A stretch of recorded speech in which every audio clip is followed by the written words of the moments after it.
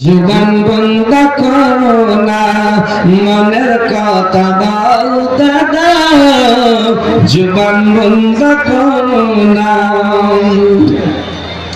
জাহান্নাম হাজির করবে যখন মানুষ বেহুশ হইবে তখন জাহান্নাম হাজির করবে যখন মানুষ মুসহারা হইবে তখন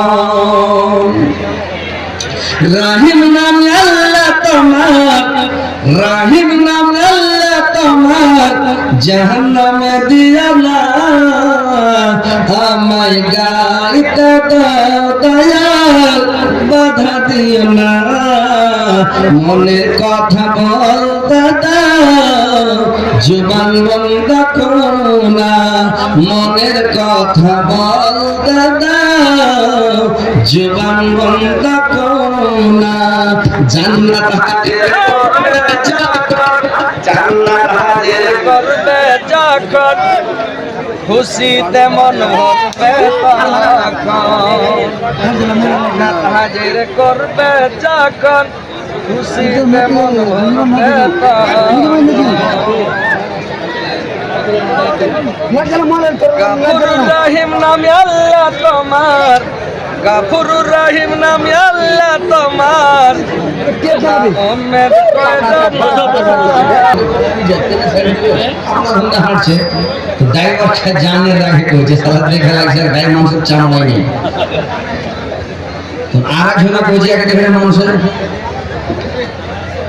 তো বলে কথা যে লাইনের ব্যাপার হয় লাইনটাকে কি বলবেন কিন্তু তুমি কি করা যাবে লাইন চলে গেছে তার কিছু করার নাই আলহামদুলিল্লাহ বসেন বসে এখন কথাগুলো শুনেন ভাই যে কথা হচ্ছে আমরা ভাই মুসলমান আমাদের ধর্ম হচ্ছে ইসলাম আমরা মুসলমান আমাদের কাজ কর্ম আমাদের উঠন বসন চলন ফিরন খাওন পিয়ন এ টু জেড সমস্ত কাজ কর্মগুলো আমাদের মুসলমান মুমিনের মতো হবে নবীর সুন্নাত তরিকা মতো হবে নবীর অনুকরণ অনুসরণ আমাদেরকে করতে হবে নবী যেভাবে উঠেছেন আমাদের নবী মুহাম্মদ সাল্লাল্লাহু আলাইহি ওয়াসাল্লাম যেভাবে বসেছেন যেভাবে খেয়েছেন যেভাবে চলেছেন যেভাবে ফিরেছেন যেভাবে ড্রেস পরেছেন যেভাবে কথা বলেছেন যেটা যে করেছেন মানে যে কাজ করেছেন আল্লাহর নামে প্রত্যেকটাই আল্লাহর নামে উঠন বসন চলন সবটাই হাদিস আর ওই সমস্ত জিনিসের উপর আমল করতে হবে আর আমল করে চলবে আপনি দাবি করতে পারবেন যে আমি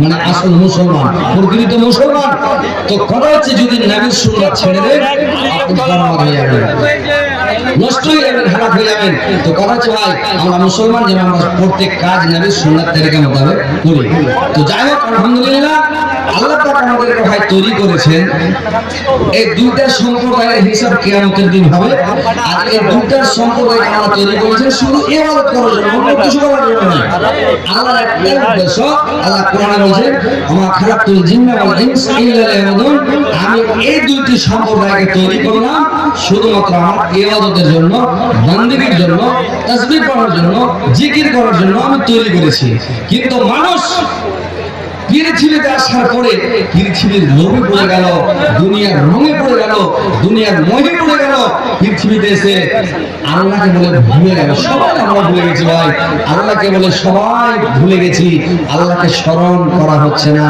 আল্লাহকে ডাকা হচ্ছে না নামাজ নাই রোজা নাই হজ নাই যাকাত নাই তাসবিহ নাই জিকির নাই কিছু নাই সব সময় দুনিয়া দুনিয়া কি করে বড় লোক হবো কি করে পয়সাওয়ালা হবো কি করে অর্থশালী হবো কি করে ধনশালী হবো কি করে আমরা মানে পাঁচতলা বাড়ি সাততলা করবো চারটে গাড়ি আছে আটটা কখন হবে 50 বিঘা আছে কখন 100 বিঘা হবে আমি প্রধান আছি সার্ভেন্ট আছি কখন আমি এমএলএ হবো বিধায়ক হবো আমি এমপি হবো মুখ্যমন্ত্রী হবো এই দেশের মালিক এই অন্য দেশের মালিক হবো সারা বিশ্বের দল হবো রাস্তা হবো সারা দুনিয়া আমার কবজায় রাখবো মানুষের আশার শেষ নাই মানুষের দিলের তামান্নার শেষ নাই মানুষ খালি কি করে আমি কি বলবো আরে ভাই সারাম শুরু করেন আপনি নিচে দিকে দেখেন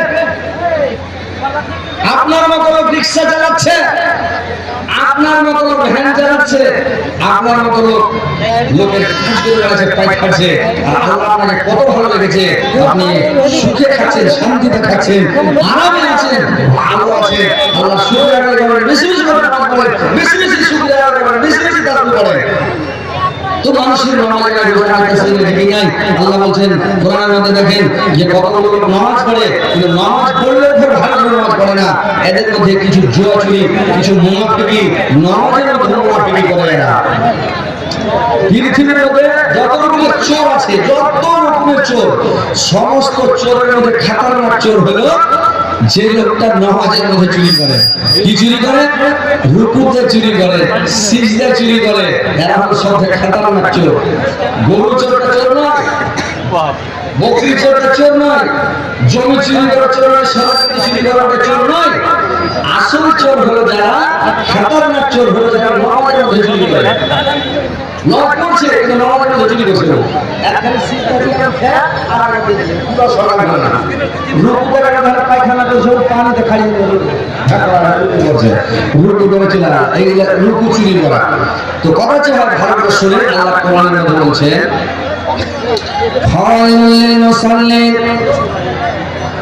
দুর্ভাগ্য রয়েছে ওইসব মুসল্লিদের জন্য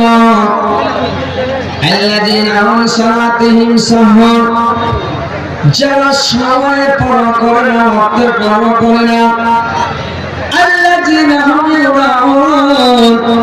এবং এরা যে নামাজ পড়াতে, এরা লোককে দেখে নামাজ পড়ে থাকে, এবং ছোট খাটো জিনিস পাড়া প্রতিবেশীকে দেখতে বিরত থাকে। ভাই আমার আল্লাহ পাক এগুলো জিনিসের কথা বলেন, ভালো করে শুনে তর্জমা করলাম, এবার ব্যাখ্যা করছে। আল্লাহ বলেন ফাওয়াইলুল লিল মুসাল্লিন, দুর্ভাগ্য রয়েছে সব মুসল্লিদের জন্য, যে সব মুসল্লিরা, যে সব মুসল্লি কি করে,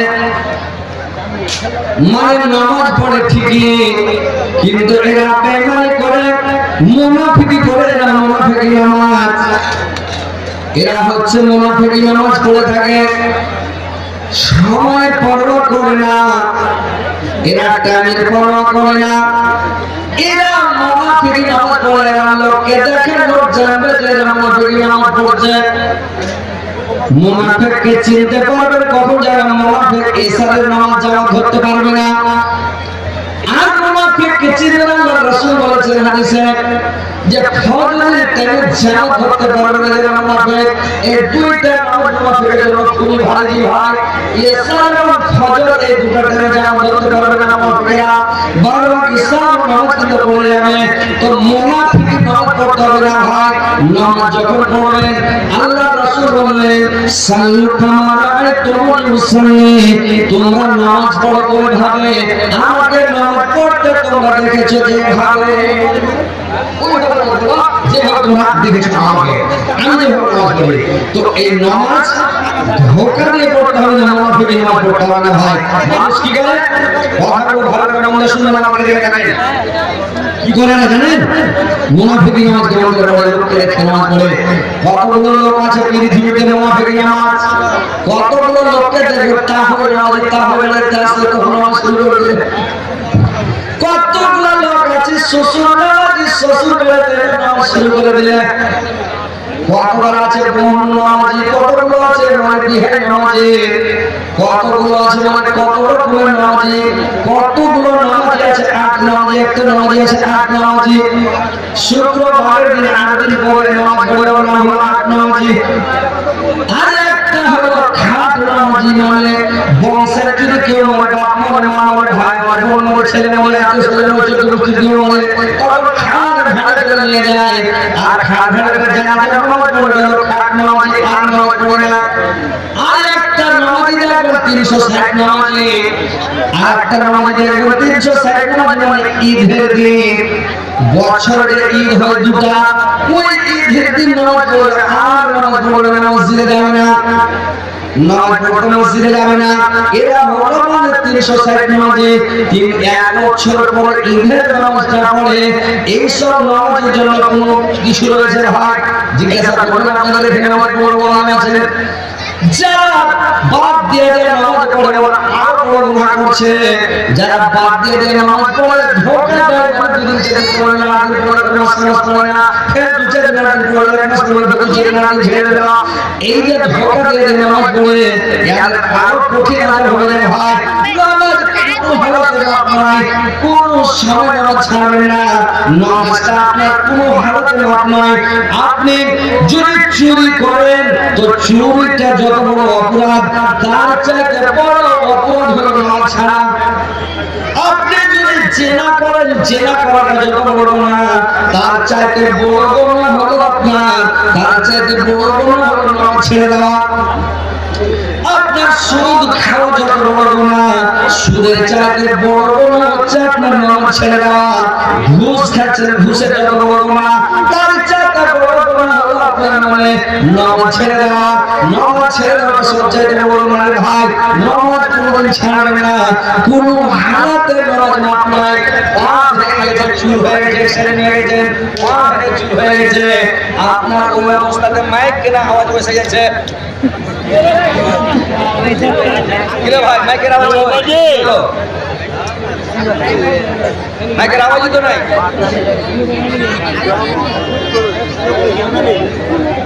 এত ডিস্টার্ব হলে জালসা হবে, আওয়াজ হয় না, যায় আওয়াজ নাই।